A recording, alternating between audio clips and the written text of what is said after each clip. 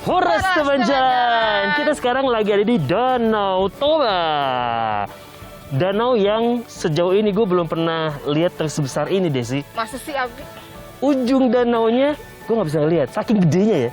Saking gedenya. Gede banget Gede sih. banget. Dan danau itu keren banget. Nah, tapi nggak cuma danaunya aja yang keren. Kita bakalan keliling-keliling tempat-tempat wisata di sekitaran Danau Toba. Sambil kita juga bakal ngelihat kesiapan mereka menjalankan protokol kesehatan untuk nyambut kamu yang mau wisata ke sini setelah masa pandeminya mereda.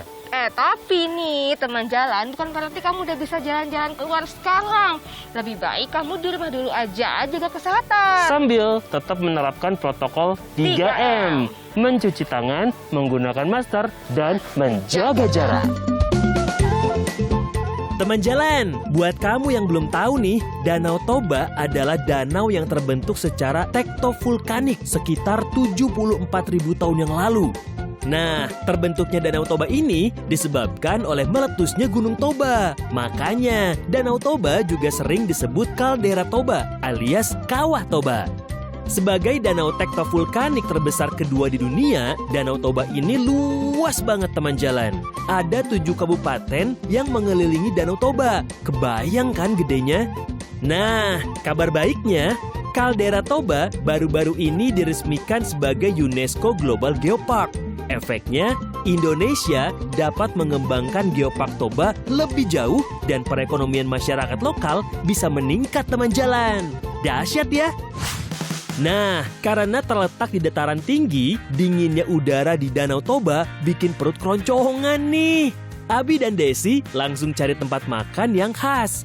Di masa pandemi ini, sebenarnya paling aman makan di rumah aja. Tapi, kalau teman jalan terpaksa nyari makan di luar, jalan-jalan punya tipsnya nih.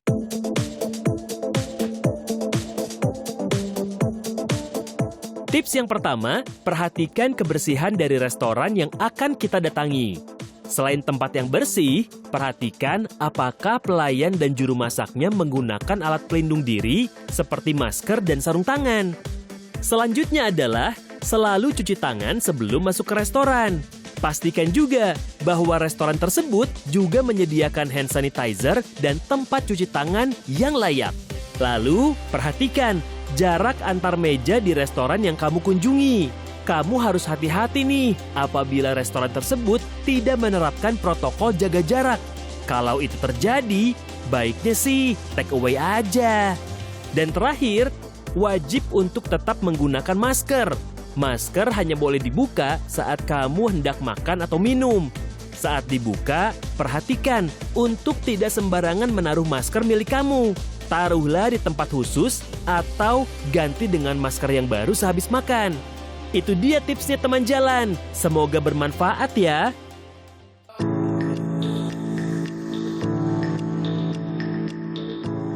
Teman jalan, sekarang kita udah sampai di tempat makan siang kita. Kita mau makan apa nih, Abi? Kita mau makan pizza. Pizza? Lah, Abi ngapain jauh-jauh ke sini makan pizza? Di Jakarta juga banyak. Pizza yang bakal kita makan kali ini beda deh sih. Kenapa? Ini pizza andaliman. Apa itu? Pernah nyobain andaliman belum? Wah, itu khas dari Toba. Oh iya? Iya, biar lo penasaran dan kita juga tahu rasanya kayak gimana pizza andaliman. Langsung lihat aja yuk. Cobain. Yuk. Jalan-jalan. Let's go!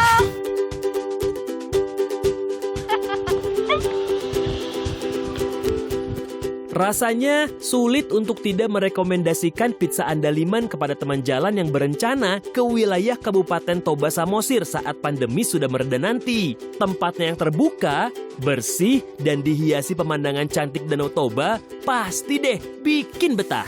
Selain itu, sesuai namanya, pizza di sini bertabur kearifan lokal banget. Andaliman yang menjadi bumbu dasar pas banget dicampur dengan renyahnya roti pizza tipis ala Italia. Bener-bener East meet West deh. Nah, ini udah datang nih. Ada dua jenis pizza yang ada di depan kita ya. Betul. Yang satu ini pizza andaliman. Nah, yang ini Tom Voyage. Plus saus-sausnya juga nih. Ini ada 3 saus. Yang ini adalah saus andaliman. Ini mayones andaliman. Yang ini mayones andaliman. Yang itu saus Yang ini ya, sambal biasa. Pada umumnya ya. Langsung kita cobain kali ya. Ayo. Kayak gimana rasanya? Pizza andaliman dulu gimana? Boleh. Bisa kita cobain. Makan-makan. Let's go, jalan-jalan. Let's go.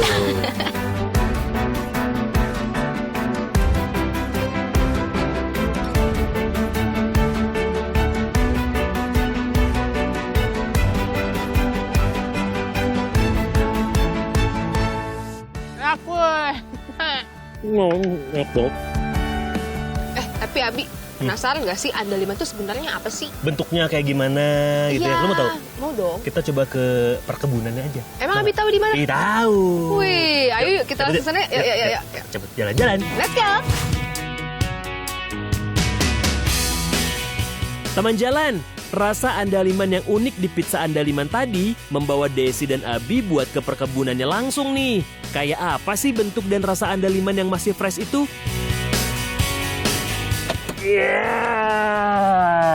Wah, Teman jalan, akhirnya kita sekarang sampai di Taman Eden 100. Nah, tadi kan Desi bilang nih, lu pengen nyobain andaliman kan? betul. Nah, di sini ada kebunnya, gede banget. Andaliman yang fresh.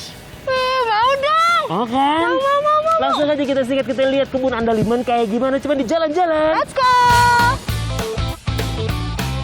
Sebelum kita keliling buat metik andaliman langsung dari kebunnya, jangan lupa buat cuci tangan dan cek suhu ya.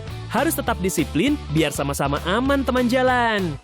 Nah, sudah sejak 2017, Taman Eden 100 mendedikasikan diri untuk membudidayakan andaliman yang menjadi bumbu utama di banyak hidangan khas Batak. Di kawasan seluas 40 hektar ini, selain bisa merasakan langsung pengalaman memetik andaliman, kita juga bisa menikmati udara sejuk di ketinggian 1.700 meter di atas laut. Dan ini bisa langsung dimakan loh teman jalan. Rasanya gimana ya? Katanya getir-getir gitu. Getir tuh bikin lidah lu gitu lidahnya.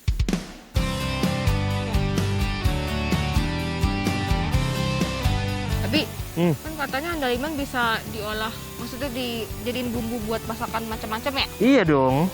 Tapi kan aku juga pengen ngerasain makanan yang lain yang ada andalimannya. Kalau tadi kan pizza, ada lagi nggak yang lain? Ada. Kita coba sekarang jalan ke bawah. Di sana ada tempat oleh-oleh hasil olahan andaliman. Wih, mau dong. Kita langsung ke sana aja yuk. Jalan-jalan. Let's go. Teman jalan, di UMKM yang dijalankan oleh Taman Eden 100, kita bisa melihat berbagai macam produk olahan yang menggunakan andaliman sebagai bumbu dasarnya. Mulai dari bandrek, keripik, sambal, hingga kacang rasa andaliman pun bisa ditemukan di sini. Tuh, lihat, Desi sama Abi sampai kalap gitu belanja oleh-olehnya. Terima kasih. Puas beli oleh-oleh serba andaliman di sini, kita lanjut lagi yuk ke tempat selanjutnya. Jalan-jalan, let's go!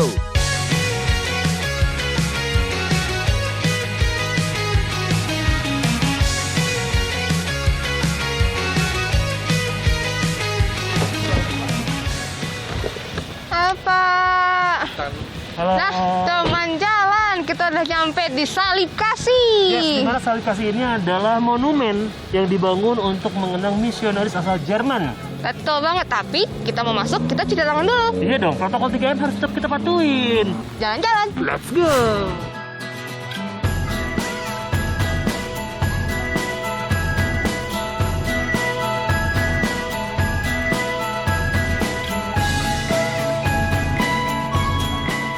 Objek wisata Salib Kasih dibangun dalam rangka mengenang misionaris asal Jerman yang pertama kali menyebarkan ajaran Kristiani di tanah Batak di abad ke-19.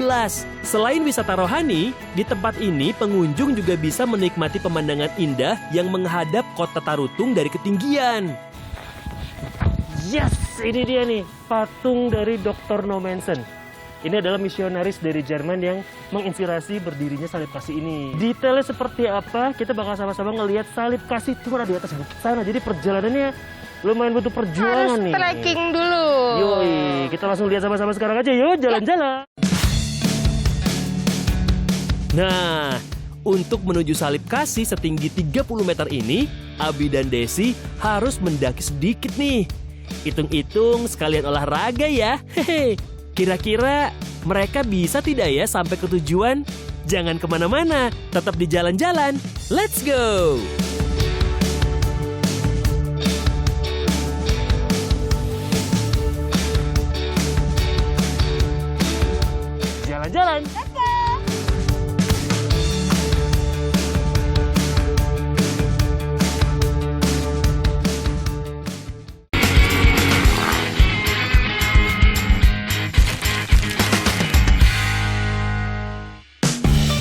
Hai hai hai, Abi dan Desi masih trekking menuju Monumen Salib Kasih nih teman jalan. Jalurnya lumayan panjang juga loh, panjangnya hampir 1 kilometer. Waduh, bakal kondean nih betis. Bener-bener worth it banget dengan semua perjuangan kita, katanya gitu. Tapi kalau trekkingnya sambil disuguhin pemandangan keren dan udara yang segar, pastinya nggak bakal kerasa capek sih. Yuk, lanjut terus sampai puncak. Jalan-jalan, let's go! Akhirnya, kita sudah sampai di Salib Kasih nih teman jalan. Wah, kelihatan megah banget ya. Salib yang ditopang 3 tiang berukuran besar ini memiliki tinggi 30 meter dari permukaan tanah. Karena ukuran yang besar dan tinggi, membuat Salib Kasih mudah dilihat dari kejauhan. Bangunan yang megah bukan satu-satunya yang menjadi daya tarik wisatawan. Pemandangan yang disuguhkan di sini juga super keren banget teman jalan. Letak Salib Kasih langsung menghadap ke Lembah Silindung. Tuh, lihat, keren banget ya pemandangannya.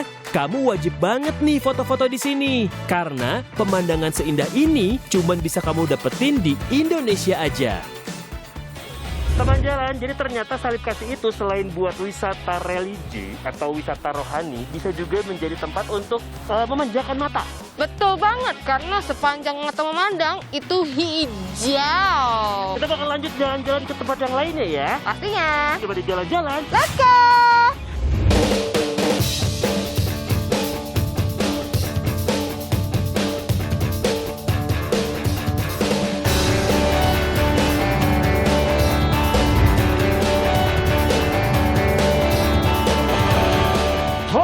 Teman jalan, sekarang kita udah sampai di Desa Adat Ragihotang Meat.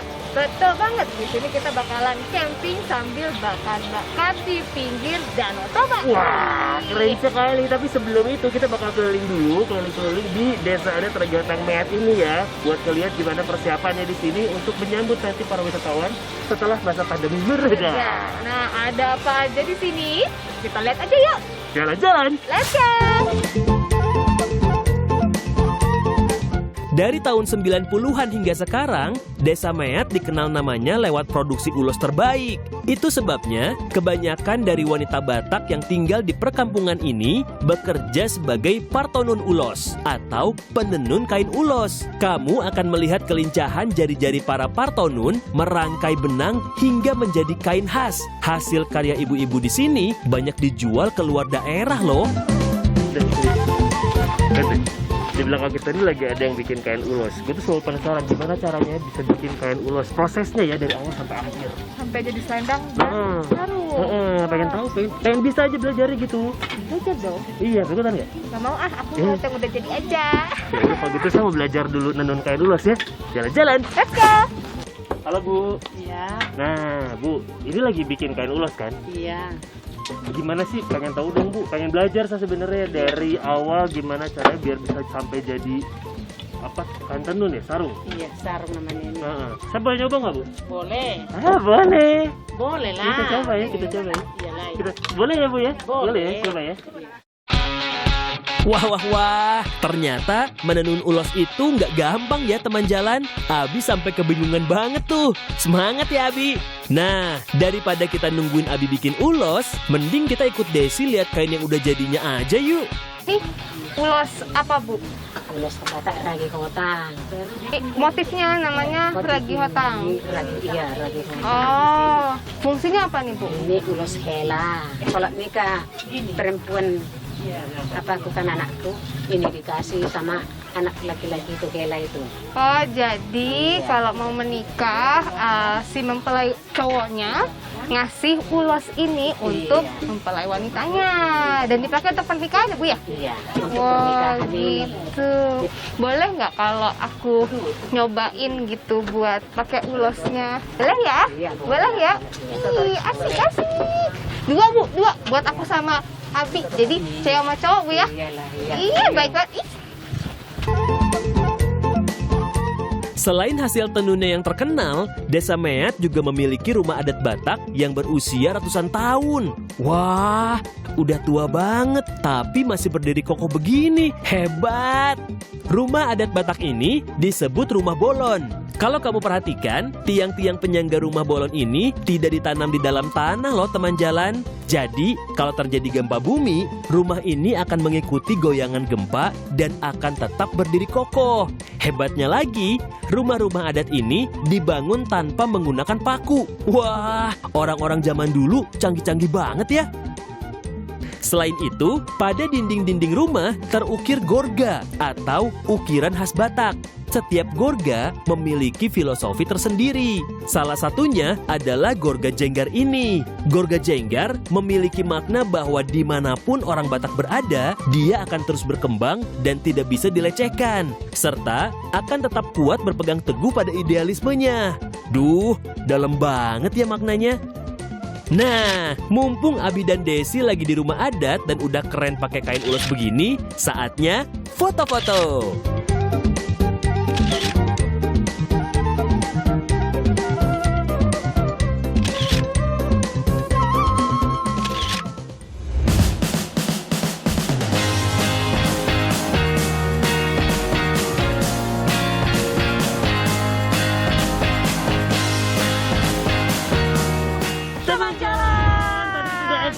Desa Meat, mulai dari nyobain nenun. Iya, keliling-keliling, nyobain nenun kain ulos. Nyobain kain ulosnya juga. Foto-foto. Sekarang waktunya kita buat langsung camping. Tapi bentar dulu. Kenapa? Isi perut dulu dong, aku Ya. kan lapar. Si lapar mulu. Kita cari makanan sekitar sini aja. Kita coba cari beli dari nelayannya karena katanya ada tangkapan hasil dari Danau Toba. Wih, Ikan, udang, semua ada. wah boleh juga tuh teman Kita jalan. cobain yuk. Ayo. Jalan-jalan. Let's go.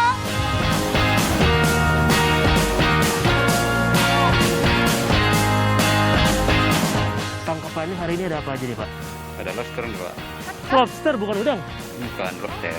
Lobster. Coba lihat, Pak.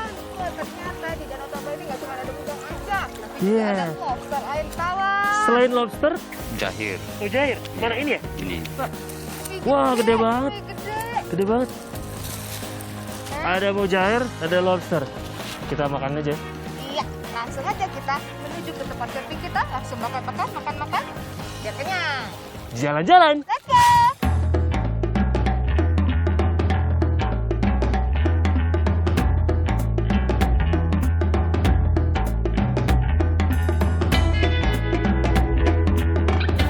Yes, teman jalan. Sekarang kita udah sampai di pantai Pakodian. Betul banget, view-nya bagus, cocok buat kita camping. Udah nemu nih tempatnya sekitaran sini. Kita bangun tenda, habis itu kita bakal bakar-bakar. Bakar-bakar ikan dan lobster yang tadi kita beli.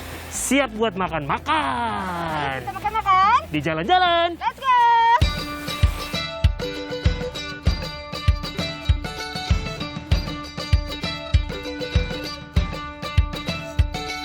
Sore-sore camping sambil bakar-bakaran di pantai Pakodian ternyata seru banget teman jalan. Apalagi makanannya lobster air tawar Danau Toba. Rasanya manis banget, nikmat. Nah, habis ini Abi dan Desi lanjut lagi jalan-jalan ke tempat lain yang pastinya gak kalah seru. Tetap di jalan-jalan, let's go!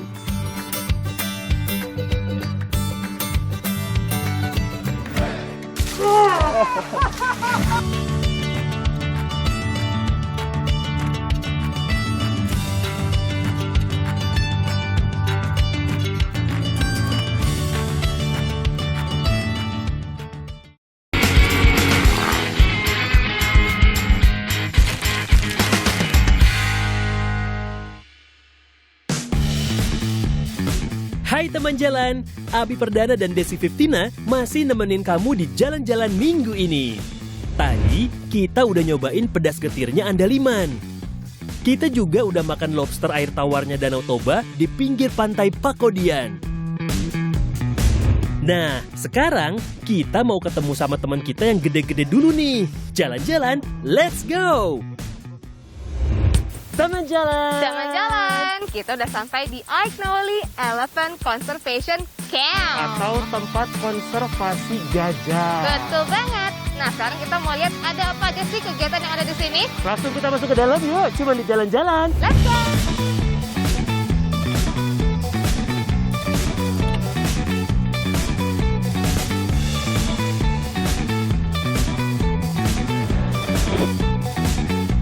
Aek Nauli Elephant Conservation Camp adalah sebuah kawasan konservasi gajah Sumatera yang berada di Kabupaten Simalungun, Sumatera Utara.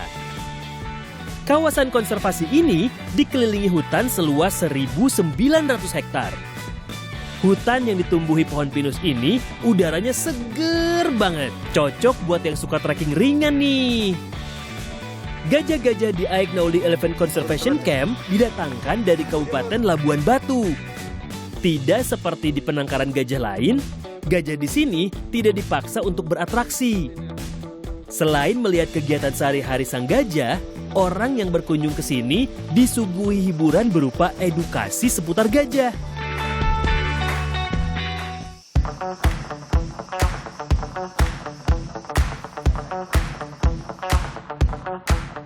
Nah, ini gajahnya. Pak, mau tanya dong, Pak. Besar sekali. Ini mau dibawa kemana, Pak, gajahnya, Pak? Ini gajahnya mau dibawa mandi, minum. Oh, mandi dan minum. Mau lihat ya? Dek? Mau dong Pak, mau lihat boleh nggak? Kita boleh ikut lihat ya? Boleh, boleh. Ke arah mana nih kita ikut, Pak? Ke arah bawah sana. Untuk menuju sungai tempat para gajah spa alias mandi, kita harus jalan sekitar 1 km teman jalan. Nah, di sungai kecil inilah para gajah dimandikan oleh mahot alias pawangnya teman jalan. Gak mau kalah, Abi dan Desi juga bantuin nih buat mandiin Esther si gajah. Wih, si Esther ini iseng juga ikut nyemprotin air. Basah semua teman jalan. Tadi kita mandiin gajah dan terkadang kita dimandiin juga sama gajah. Sampai basah-basah. Basah. Abi dibasah. Oh, ini seru banget, ternyata mandi gajah itu seperti itu ya. Baru lihat gue soalnya. Gosok-gosok, siram-siram. Merasakan tekstur-teksturnya kayak gimana dan mereka itu nurut banget loh. Jadi keren. Habis mandi, para gajah langsung dikasih makan. Wih, pada kelaparan kayaknya. Nah, kita biarin yuk gajah-gajah ini makan dulu. Sementara kita geser ke tempat berikutnya. Jalan-jalan, let's go!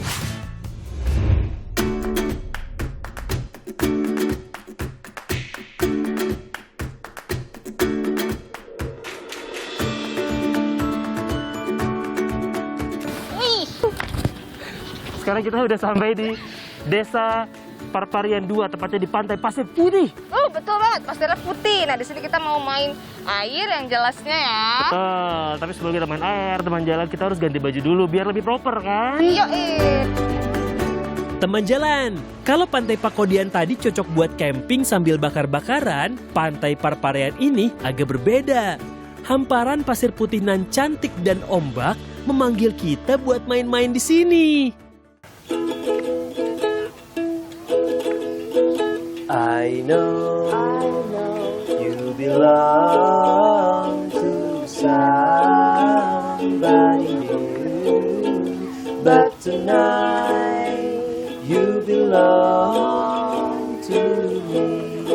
Gak terasa sudah 30 menit, Abi dan Desi nemenin kamu teman jalan. Kita harus berpisah dulu untuk sementara. Eits, tapi minggu depan kita masih bakal ketemu lagi. Masih bakal ngasih kamu referensi tempat-tempat seru yang pastinya di Indonesia aja. Jalan-jalan, let's go!